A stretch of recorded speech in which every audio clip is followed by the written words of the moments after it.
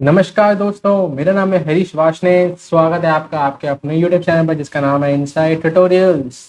तो फ्रेंड्स, जो हमारा लास्ट टॉपिक कवर किया था हमने फिजिक्स में ही, वो टॉपिक था image formation by a concave mirror. तो आज हम जो टॉपिक कवर करने वाले हैं वो रहेगा आपका image formation by a convex mirror. उसके साथ साथ हम एक छोटा सा टॉपिक और है वो भी कवर करेंगे, जो है uses of a convex mirror. तो आइए इस टॉपिक को जल्दी से करते हैं शुरू। सबसे पहला टॉपिक हमारा रहने वाला है image formation by a convex mirror. And इस टॉपिक को शुरू करने से पहले मैं आपको एक चीज रिकैप करवा दूं जो हम ऑलरेडी अपने प्रीवियस लेक्चर में कर चुके हैं। वो था हमारा इमेज फॉर्मेशन के कुछ रूल्स, है ना, जो कि हमने कॉनकेव मिरर और कॉन्वेक्स मिरर इन दोनों के बारे में पढ़े थे।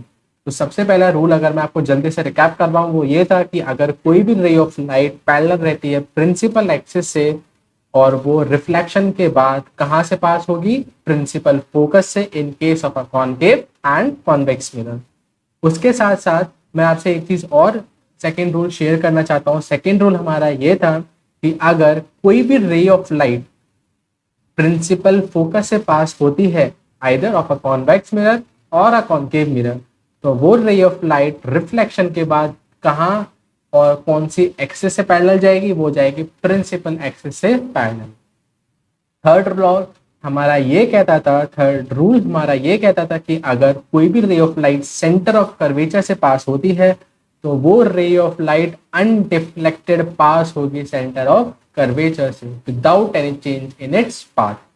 एंड फाइनली जो आपका लास्ट रूल था, वो लास्ट रूल ये था कि अगर कोई भी रे ऑफ लाइट आपकी ऑब्लिकली इंसिडेंट होती है पोल पर, तो वो लॉज ऑफ रिफ्लेक्शन को फॉलो करते हुए, that is angle of incidence is always equal to angle of reflection, उस लॉ को फॉलो करते हुए वो रिफ्लेक्ट हो जाती है वापस।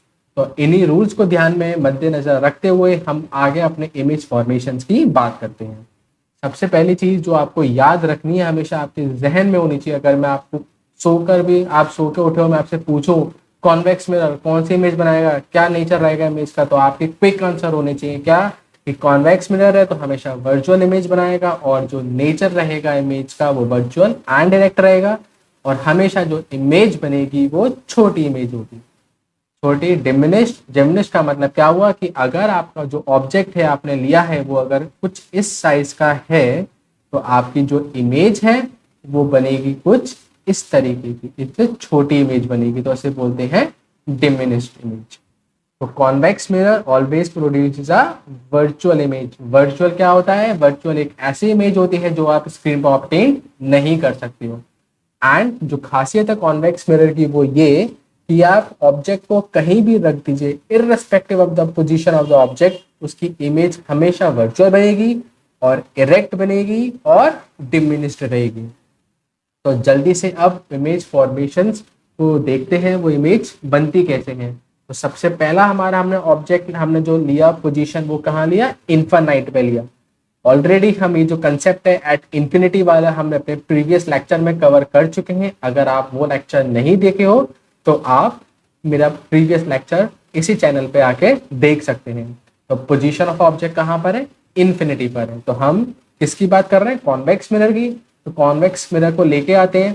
कॉन्वेक्स मिरर को लेके आए हम यहाँ पर, ये आ गया आपका कॉन्वेक्स मिरर। उसके बाद एक रे ऑफ लाइट लाया, रे ऑफ लाइट। अब ये रे ऑफ लाइट कैसे है? Parallel to the principal axis है, और हमारे रूल्स के अकॉर्डिंग अगर कोई भी रे ऑफ लाइट पैरेलल रहती है प्रिंसिपल एक्सिस से तो वो कहाँ से पास होनी चाहिए? प्रिंसिपल फोकस से। जी हाँ, ये रे ऑफ लाइट कहाँ से पास हो रही है? प्रिंसिपल फोकस से। तो अब आप ये कहेंगे कि सर यहाँ पर हमें कहाँ दिख रही है रे ऑफ लाइट प्रिंसिपल फोकस से पास होती हुई? तो देखिए, ये मैंने इस रे ऑफ लाइट को पीछे एक्सटेंड करा तो ये कहाँ से पास होती हुई नजर आ रही है? प्रिंसिपल फोकस से। अगेन मैं आपसे एक चीज इस बार फिर इस लेक्चर में दोबारा बोलूंगा कि ये एरोज बहुत ज्यादा इंपॉर्टेंट है। इन एरोज को हमें लगाकर आना है एग्जाम में अगर हमें फुल मार्क्स सिक्योर करने हैं किसी भी रे डायग्राम में। सेकंड, एक और रे लेके आते हैं। आपने कहा सर एक रे से मन हमारा नहीं भरा, एक और रे लेके आओ। चलो एक और रे लेके आए। अगेन पैरेलल है, प्रिंसिपल एक्सिस से कहाँ से पास होगी? प्रिंसिपल फोकस से पास होगी। प्रिंसिपल फोकस से पास करवा दी और पीछे एक्सटेंड करा तो वो रे कहाँ से पास होती हुई नजर आ रही है, प्रिंसिपल फोकस से पास होती हुई नजर आ रही है। तो उसके बाद मैंने एक रे ऑफ लाइट आपकी ये ली जो प्रिंसिपल एक्सिस के जस्ट पैरेलल है एंड उसी पर प्रिंसिपल एक्सिस पे कोइंसाइड कर रही है। तो अगेन ये रे ऑफ लाइट जिस डायरेक्शन में आई थी उसी डायरेक्शन में वापस चली गई, इसलिए ये डबल साइडेड एरो से रिप्रेजेंट करा है। तो आप मुझे ये चीज बताइए कि यहाँ पे जो इमेज बन रही है वो बहुत पॉइंट साइज इमेज बन रही है ना। दो रेज ऑफ लाइट है जो मीट कर रही है एक पर्टिकुलर पॉइंट पर, तो आपका जो साइज रहने वाला है क्या वो छोटा रहेगा या बहुत ज्यादा छोटा रहेगा? तो आपका आंसर क्या रहना चाहिए, it will be highly diminished, मतलब बहुत ज्यादा छोटी आपकी इमेज रहने वाली है। तो पोजीशन ऑफ अ इमेज कहाँ बनी है आपकी इमेज, प्रिंसिपल फोकस पर बनी है और ये जो इमेज है वो मिरर के पीछे है, क्योंकि आपका जो रिफ्लेक्टिंग सरफेस है वो ये है और ये वाला जो सरफेस है इसे हम क्या बोलते हैं, इस सरफेस को हम बोलते हैं polished surface, let's say capital P. ये हो गया आपका पॉलिश्ड सरफेस, ठीक है।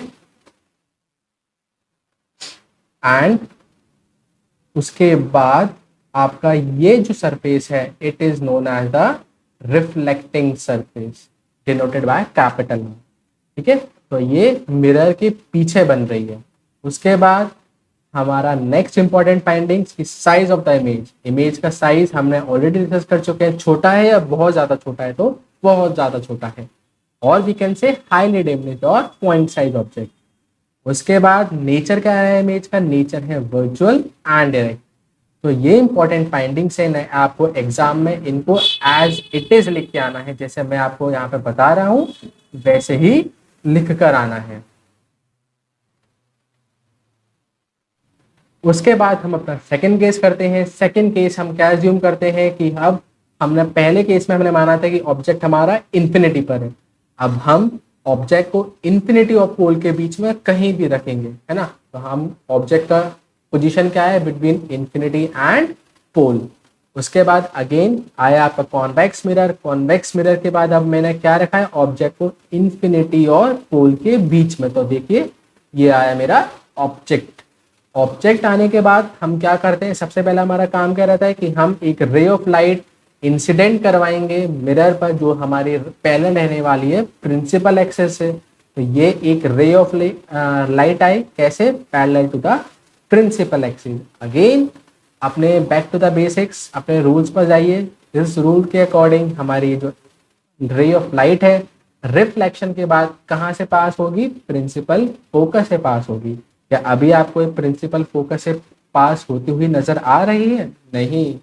क्या करूंगा मैं, पीछे से एक्सटेंड करूंगा, तो ये कहाँ से नजर आ रही है पास होती हुई, प्रिंसिपल फोकस। उसके बाद एक दूसरा हमारा थर्ड लॉ ये भी था कि अगर कोई भी ray of light centre of curvature से पास होती है तो वो अनडिफ्लेक्टेड जाती है उसी पॉइंट से। तो एक रे ऑफ लाइट मैंने ये लिया एंड ये एक डबल साइडेड एरो है, मतलब जिस डायरेक्शन में ये रे ऑफ लाइट आई है उसी डायरेक्शन में ये वापस लौट गई है।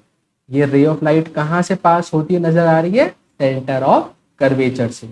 तो अब जहां पर ये दो रे ऑफ लाइट मिल रही हैं वहां पर जो आपकी इमेज बन रही है, क्या ये इमेज पॉइंट साइज बन रही है या फिर उससे प्रीवियस केस से कुछ बड़ी बन रही है? तो हम ये देखते हैं ये इमेज हमारी प्रीवियस केस से कुछ बड़ी बन रही है।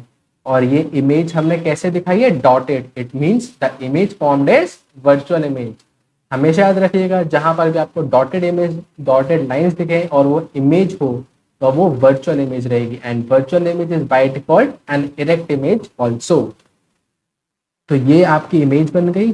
अब कुछ important findings, position of a image between pole and the focus of the mirror, and again mirror के पीछे है। पीछे क्यों है, क्योंकि ये सरफेस रिफ्लेक्टिंग, सॉरी ये सरफेस पॉलिश्ड सरफेस है and this surface is the reflecting surface. Next, size of the image. Image का साइज पिछले केस में क्या था, हाईली डिमिनिश था। याद रखिएगा ये वर्ड्स एज इट इज लिखने हैं। पिछले केस में क्या था, हाईली डिमिनिश, बहुत ज्यादा छोटी थी। इस वाले केस में डिमिनिश्ड है, मतलब कुछ रीजन, कुछ साइज है जो आप निग्लेक्ट नहीं कर सकते हो। नेचर क्या है, वर्चुअल एंड डायरेक्ट। तो ये आपके दो केसेस हैं जो आप एग्जाम में आपके अक्सर ऐसे ही पूछ लिए जाते हैं। अब उसके बाद नेक्स्ट टॉपिक कवर करते हैं कि यूजेस क्या है कॉन्वेक्स मिरर के। सबसे पहला जो यूज रहता है कॉन्वेक्स मिरर का वो ये, कॉन्वेक्स मिरर को हम डाइवर्जिंग मिरर के तौर पे यूज करते हैं इन ऑटोमोबाइल्स। ऑटोमोबाइल्स में अगर आपने देखा हो एक शीशा लगा रहता है, उस शीशे में जो हमारा मिरर रहता है वो रहता है कॉन्वेक्स मिरर, और इसलिए हम कॉन्वेक्स मिरर को रियर व्यू मिरर कहते हैं क्योंकि उस मिरर की मदद से हम पीछे का व्यू देख पाते हैं। देखिए फ्रंट मतलब आगे, रियर मतलब पीछे, तो हम पीछे का ट्रैफिक देखते हैं, इसलिए हमने इसे बोल दिया रियर व्यू मिरर। ठीक है। सेकेंड इंपॉर्टेंट फाइंडिंग क्या है कि कॉन्वेक्स मिरर को हम स्ट्रीट लाइट में यूज करते हैं जिससे कि जो मेरी लाइट रेज है वो ज्यादा एरिया में डाइवर्स हो सके। उसका फायदा क्या है? उसका फायदा ये है कि हमारा जो मेन एम